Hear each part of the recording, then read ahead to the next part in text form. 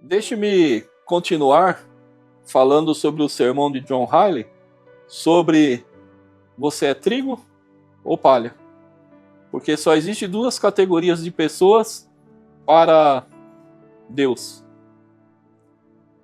Agora quero mostrar a segunda parte desse sermão de John Riley. O tempo em que essas duas categorias de gente serão separadas.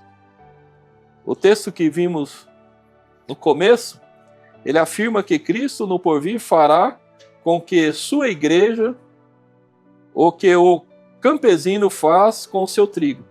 Ele o debulhará e deixará limpo. Limpará como denodo sua eira.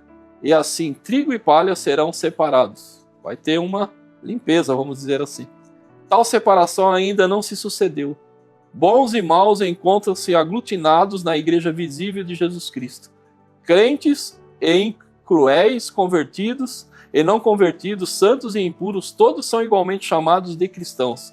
Participam junto das reuniões, ajoelham-se conjuntamente, ouvem lado a lado as pregações e recebem juntos o pão e o vinho na mesa do Senhor. Porém, isso não permanecerá assim. Ao retornar pela segunda vez, Cristo terá a pá em sua mão, purificará a sua igreja, como fez outrora com o templo. E então, trigo e palha serão separados, cada um com o seu próprio destino. Antes que Cristo regresse, tal separação será impossível. O homem não pode realizar. Pastor algum é apto para enxergar o coração dos membros de sua congregação. Talvez ele tenha um discernimento preciso sobre alguns deles, mas isso é tudo. Ele não pode afirmar categoricamente quem tem o azeite em sua lâmpada e quem não tem, quem goza da graça e quem não, quem é filho de Deus e quem é do diabo. Tais coisas ele não pode afirmar, pois a pá não está em suas mãos. A graça eventualmente parece débil e frágil, como a natureza humana. A natureza humana às vezes parece plausível e bem ornada, como a graça. Provavelmente muitos teriam considerado Judas um apóstolo tão fiel quanto os demais. Assim, ele provou ser um traidor. Creio que todos nós acusamos a Pedro de ser um réprobo por ter negado o Senhor. Ainda assim, ele imediatamente se arrependeu e levantou da queda. Somos todos seres falíveis. Conhecemos em parte e em parte profetizamos, mas mal compreendemos o nosso próprio coração. Não é, portanto, de se estranhar que não possamos discernir o coração alheio.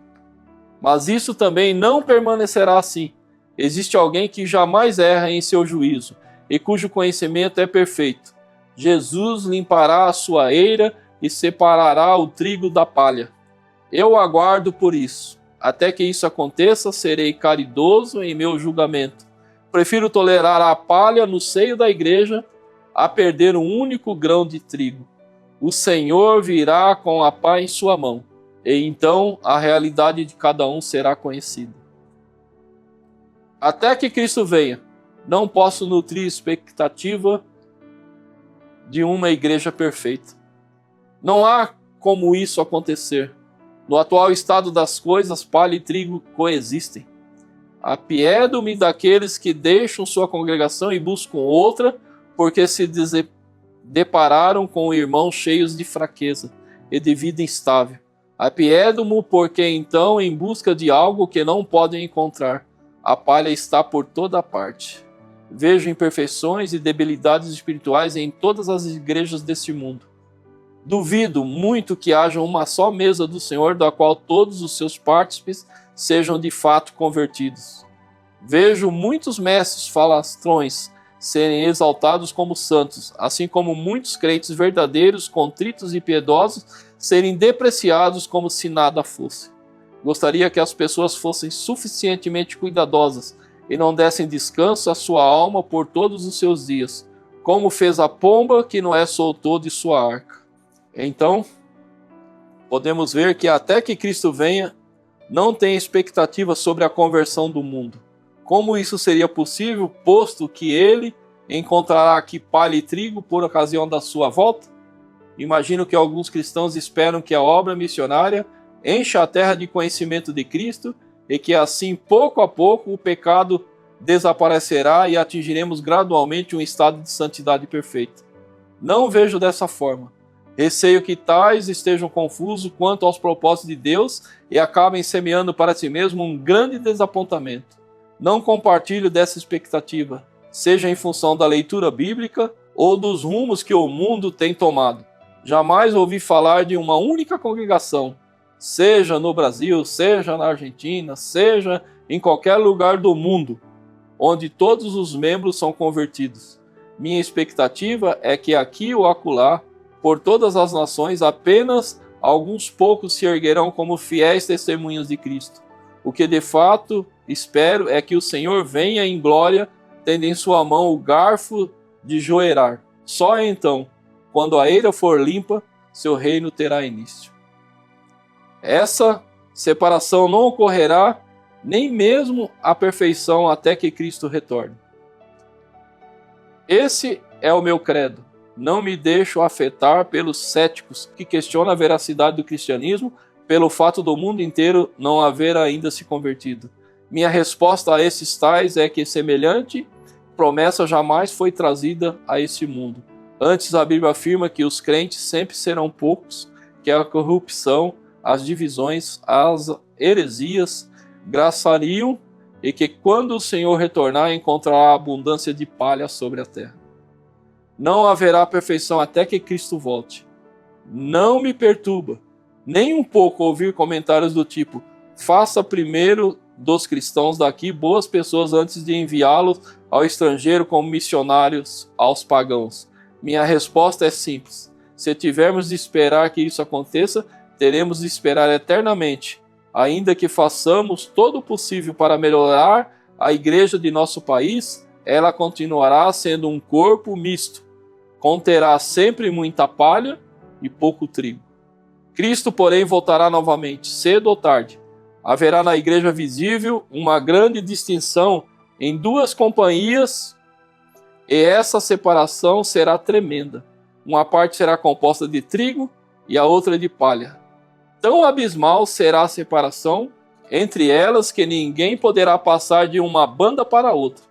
Os justos serão, enfim, bem-aventurados nesse dia. Resplandecerão como as estrelas, não escondidas pelas nuvens. Serão como lírios libertos dos espinhais. Quão desafortunados serão os ímpios! Quão grande será a decomposição daqueles que não restará um único grão de sal para preservar! Quão densas serão as trevas, quando deixadas sem uma única fagulha de luz! Então, não basta respeitar e admirar o povo de Deus, é preciso pertencer a Ele, para que um dia você não veja separado dele para sempre. Não haverá palha no céu. Muitas serão as famílias nas quais um será tomado e outro será deixado. Quem há entre nós, desse texto, alguém que ame ao Senhor Jesus Cristo com toda a sinceridade? Se bem conheço o coração de um verdadeiro cristão, digo que sua maior aflição está na companhia dos ímpios, e seu maior prazer na presença dos santos. Sim, há muitos dias de abatimento, dias aos quais o Espírito é afligido pelo teor mundano daqueles que nos rodeiam, dias dos quais se clama como Davi: ai de mim que habito em Meseque e tenho por morada as tendas de Quedar. Por outro lado, há momentos em que a nossa alma é de sorte renovada e vivificada pela companhia dos filhos de Deus, que o céu parece ter descido à terra. Minhas palavras falam ao seu coração? Não? Pois verdade o que lhe digo. Você percebe então o quanto deveria anelar pelo retorno de Cristo? Vê o quanto deveria diariamente orar para que o Senhor apresse a vinda do seu reino, dizendo-lhe: vem depressa, Senhor Jesus. Há entre os ouvintes alguém cujo coração não é reto aos olhos de Deus? Considere, pois, com temor e tremor o regresso de Cristo. Ai do homem que vive e morre sem nada mais apresentar que uma religião de verniz.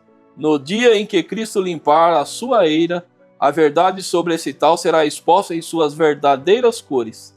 É possível enganar pastores, amigos, vizinhos, mas não a Cristo. O verniz e a fina casca de um cristianismo sem alma não substituirão a prova do fogo daquele dia.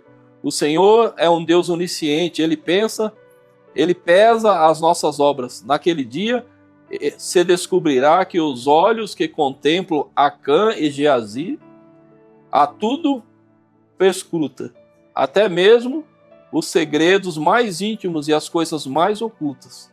Ouvir-se-á então aquelas terríveis palavras: amigo, como entraste aqui sem o devido traje de bodas? Então, trema ao pensar nesse dia de peneiramento e de separação. De certo que a hipocrisia não irá prevalecer. Nunca tente enganar a Deus. Não se iluda como fizeram Ananias e Safira, que fizeram dar água a Deus, mas retiveram seus corações. Trema, trema e arrependa-se. Trago à memória a minha pergunta e considere isso mesmo. Você é trigo ou palha?